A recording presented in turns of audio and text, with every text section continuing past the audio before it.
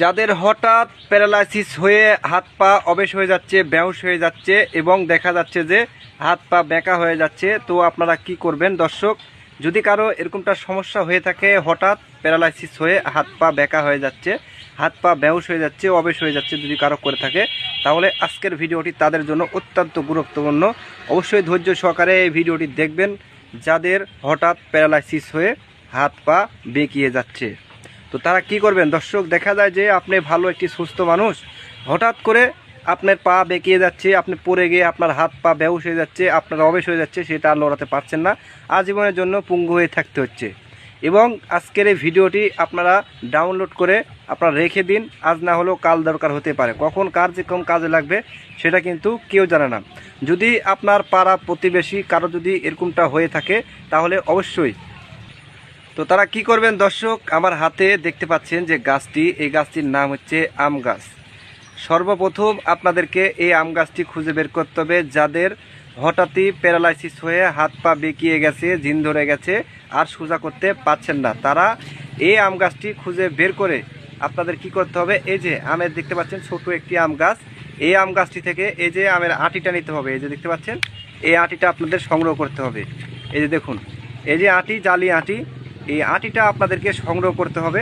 সংগ্রহ করে নিয়ে আপনারা কি করবেন? দেখুন, এই যে আমার আটি, যে জালি আটি, এই জালি আটিটা আপনাদের কি করতে হবে? সংগ্রহ করতে হবে। সংগ্রহ করে নিয়ে বাসায় চলে আসবেন। এসে এই আটিটাকে কি করবেন? ভালোভাবে ধুয়ে পরিষ্কার করে নিয়ে থেতো করে এটা পেস্ট তৈরি করে নেবেন। থেতো করে পেস্ট তৈরি করে নেওয়ার পর এর সঙ্গে আপনারা আরও কিছু উপাদান লাগবে। পেস্ট তৈরি করে নেওয়ার পর এটা পেস্টটা চিপে এর ভেতরে রসটা বের করে নেবেন। রসটা বের করে নেওয়ার পর আপনারা এর সঙ্গে কিছু পরিমাণ সরষের তেল মিক্স করবেন, কিছুটা অলিভ অয়েল তেল মিক্স করবেন, কিছুটা জুকের তেল মিক্স করবেন। এই কয়েকটা তেল মিক্স করে হালকা কুসুম কুসুম গরম করে যদি আপনারা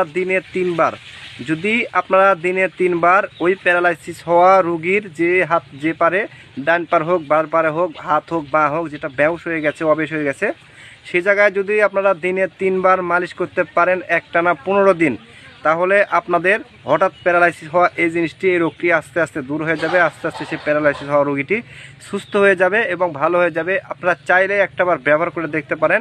আল্লাহ পাকের উপরে বিশ্বাস করে, আল্লাহ পাকের রহমতে আপনাদের যে হঠাৎ প্যারালাইসিস হয়ে গেছে, এই রোগটি আস্তে আস্তে ধীরে ধীরে আপনাদের সেরে যাবে, ভালো হয়ে যাবে। অল টাইম আপনারা দিনে 3 বার এই গাছটি ব্যবহার করুন। ব্যবহার আজকে করবেন, কালকে করবেন না, এভাবে করলে কিন্তু কোনো কাজ হবে না।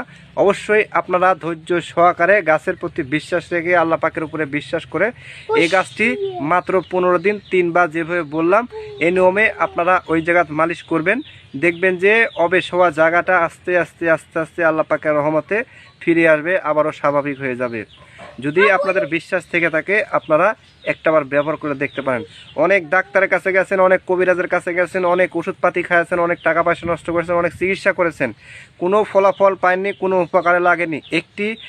একটি জিনিস দেখিয়ে দিলাম, একটি গাছ দেখিয়ে দিলাম, আপনারা একটু কষ্ট করে যদি ব্যবহার করতে পারেন, আল্লাহ পাকের রহমতে আপনাদের উপকারে লাগবে ইনশাল্লাহ। যদি ভিডিওটি আপনাদের কোনো উপকারে লেগে থাকে অবশ্যই পেজটিতে ফলো দেবেন, ভিডিওতে লাইক করবেন, একটা রিকোয়েস্ট থাকলো বেশি বেশি করে শেয়ার করবেন। ধন্যবাদ সবাইকে, আসসালামু আলাইকুম।